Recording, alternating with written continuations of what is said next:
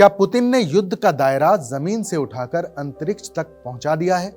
क्या रूस ने वो अदृश्य कवच तैयार कर लिया है जिसके सामने अमेरिका की सबसे घातक मिसाइलें भी बेअसर हो जाएंगी? नमस्कार, आदाब। मैं हूं फरीद अली और आप देख रहे हैं क्लियर कट। आज बात रूस के उस कदम की जिसने पेंटागन से लेकर नाटो मुख्यालय तक हड़कंप मचा दिया है। रूस ने आधिकारिक तौर पर अपने सबसे घातक हथियार S-500 प्रोमेथियस को कॉम्बैट ड्यूटी पर तैनात कर दिया है।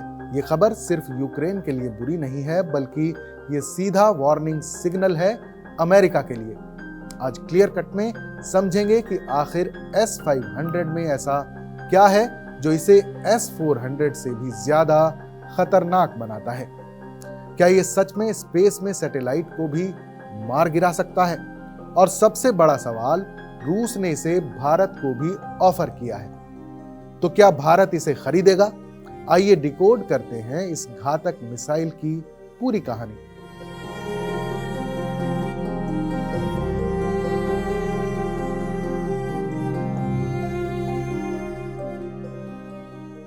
युद्ध के 1000 दिन बीतने के बाद रूस ने अपना तुरुप का इक्का चल दिया है। रूसी रक्षा मंत्री आंद्रेई बेलोसोव ने साफ कर दिया है कि S-500 एयर डिफेंस सिस्टम से लैस अपनी पहली रेजिमेंट ने कॉम्बैट ड्यूटी शुरू कर दी है। लेकिन ध्यान दीजिए, बेलोसोव ने एक बेहद अहम बात कही है।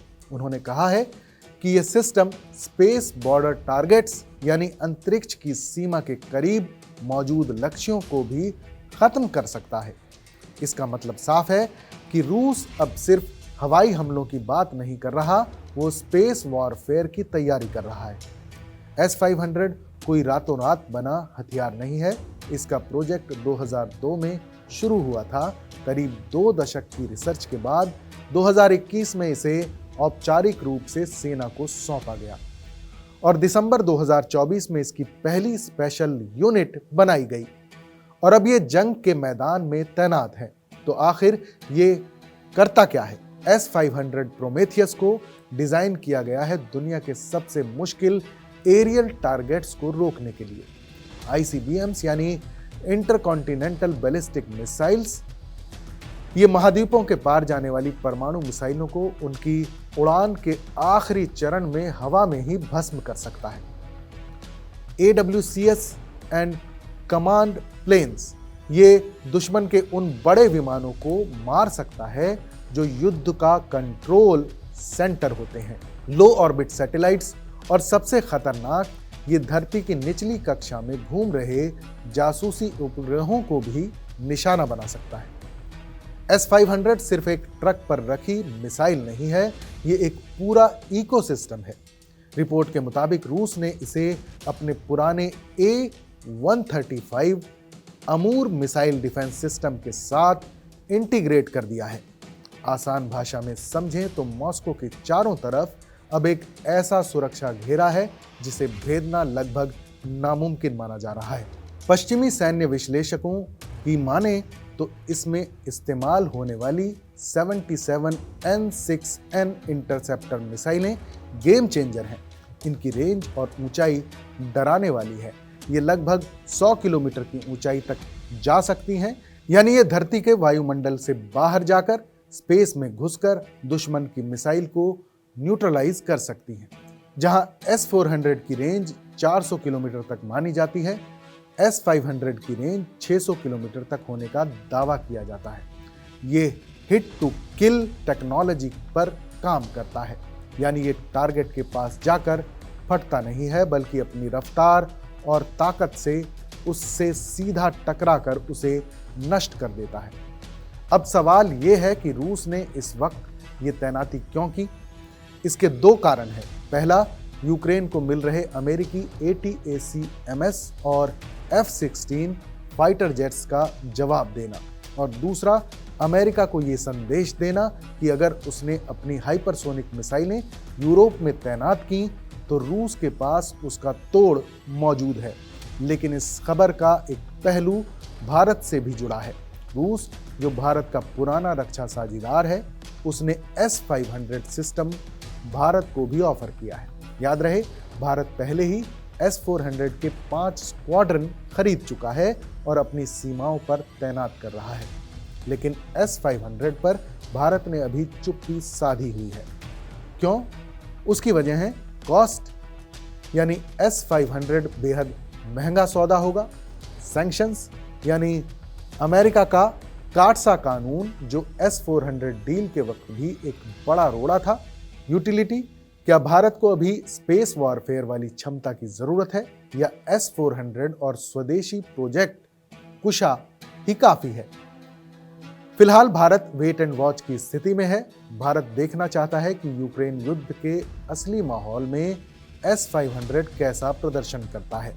अगर ये सच में अमेरिकी मिसाइलों को हवा में राख कर पाया तो भविष्य में भारत इस डील पर विचार कर सकता है। लेकिन कहानी सिर्फ यहीं खत्म नहीं होती।